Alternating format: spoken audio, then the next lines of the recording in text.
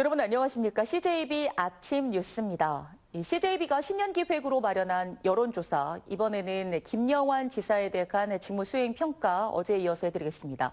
이 긍정적인 답변과 부정적인 답변이 각각 43%와 44%로 엇비슷했는데요. 연령대별로는 평가가 확연하게 갈렸습니다. 최현석 기자입니다. 김영환 지사의 직무 수행에 대해 도민들에게 물었습니다. 매우 잘하고 있다 8%, 잘하는 편이다 35%, 잘 못하는 편이다 26%, 매우 잘못하고 있다 19%로 긍정적인 평가 43%, 부정적인 답변 44%로 그야말로 부정과 긍정이 오차 범위 내 엇비슷했습니다. 긍정과 부정을 명확히 가늠하기 어려운 가운데 전임 지사의 중간 평가 성격의 직무 수행 평가를 살펴봤습니다.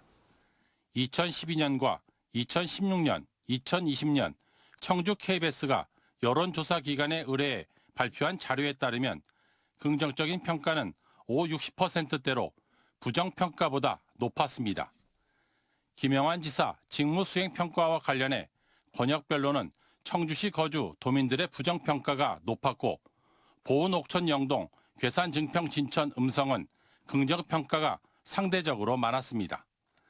연령대별로는 평가가 확연히 갈렸는데 4, 50대는 부정평가가 크게 높았고 70대 이상은 긍정평가가 많았습니다. 진보와 중도 성향의 도민들은 부정평가가, 보수 성향의 도민들은 긍정평가가 많았습니다. 여권 성향과 야권 성향의 도민들 평가도 정당 지지도에 따라 명확히 갈렸습니다. CJB 최현석입니다.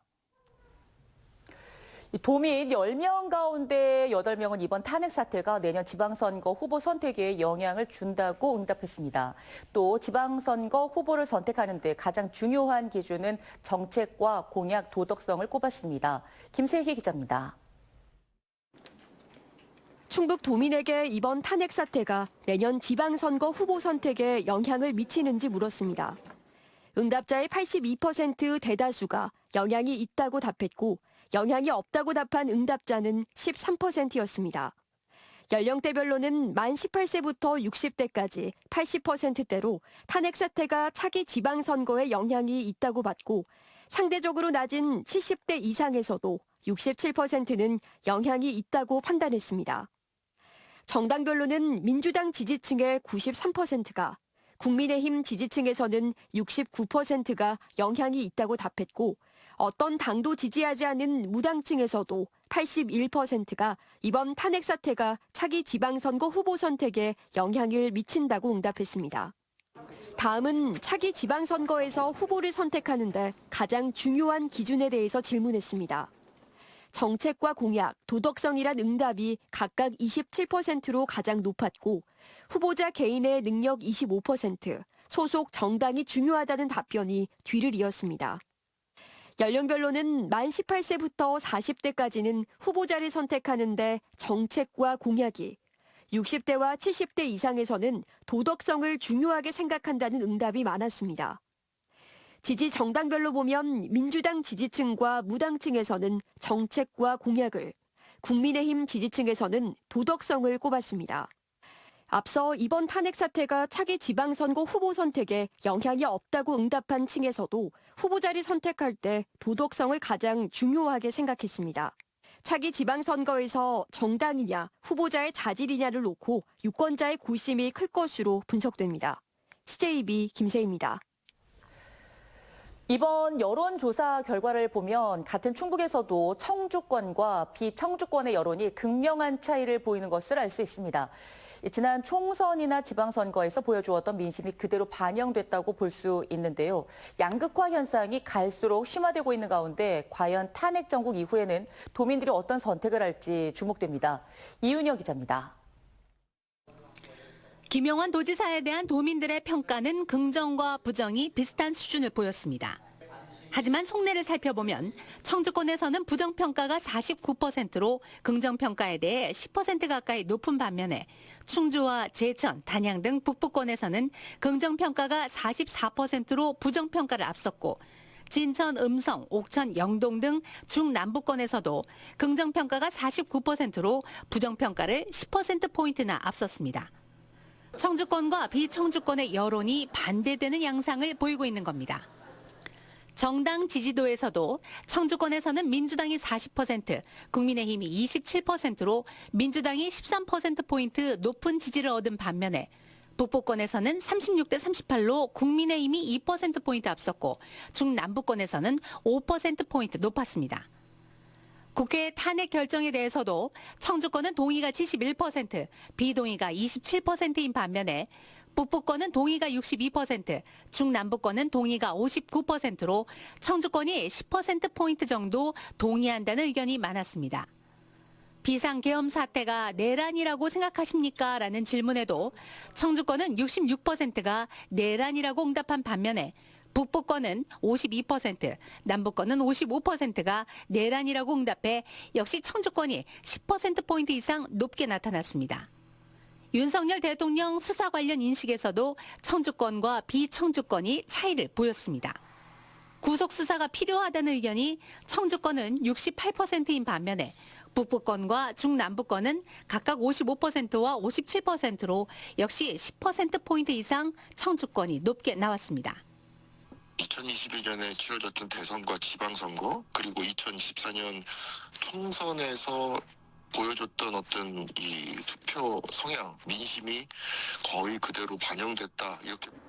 하지만 이번 탄핵 사태가 내년 지방선거 때 영향이 있다라는 응답이 대다수를 차지하면서 과연 다음 선거에서 충북의 표심이 어떤 변화를 불러올지 관심이 모아지고 있습니다. 이번 여론조사는 CJB 청주방송이 지난 4일부터 이틀간 글로벌 리서치에 의뢰해 만 18세 이상 충북도민 801명을 대상으로 실시했으며 표본 오차는 95% 신뢰 수준의 플러스 마이너스 3.5%포인트입니다. CJB 이윤영입니다. 다음 소식입니다. 최근 청주에서 심폐소생술로 가까스로 호흡을 찾은 환자가 충청과 수도권의 22곳의 병원에서 이송 거부를 당하는 일이 벌어졌습니다.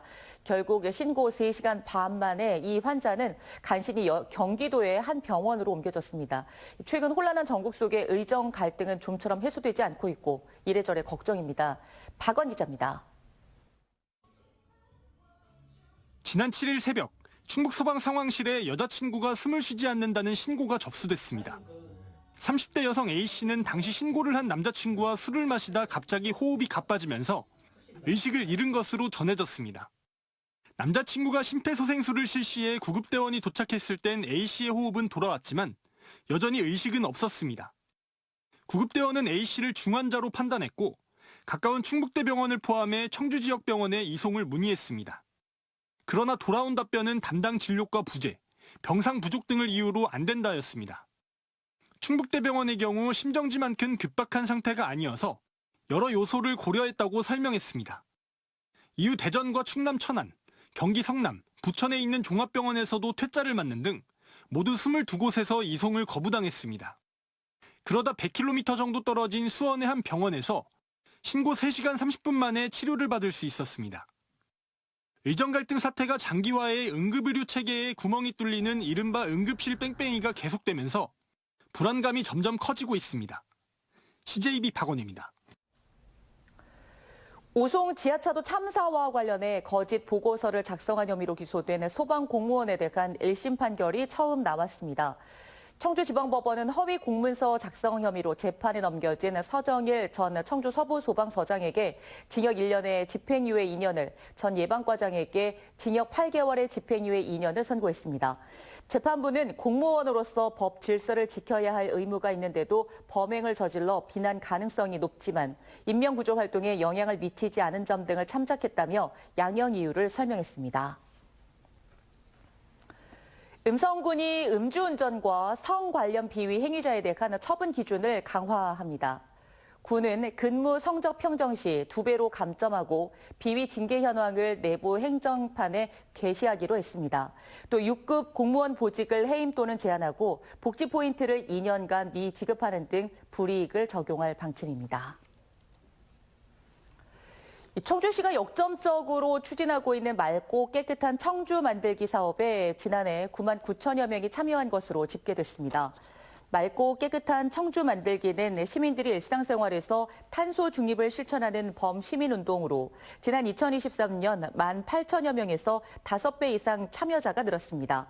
이는 청결 활동뿐만 아니라 자원 재활용과 마을 가꾸기 등으로 분야를 확대한 결과로 청주시는 앞으로도 시민들이 체감할 수 있는 쾌적한 환경 만들기에 앞장서겠다는 계획입니다. 충주시의 농특산물 직거래 판매 실적이 1년 사이 4% 증가한 것으로 나타났습니다. 지난해 충주 지역 농특산물 직거래 매출액은 136억 5,500만 원으로 전년 대비 4억 8천만 원가량 늘어난 것으로 나타났습니다. 주요 판매처는 충주시 샵과 농협 로컬푸드 직매장이 36억여 원으로 가장 많았고 로컬푸드 행복장터 31억 원, 온라인 판매 20억 원 순으로 집계됐습니다.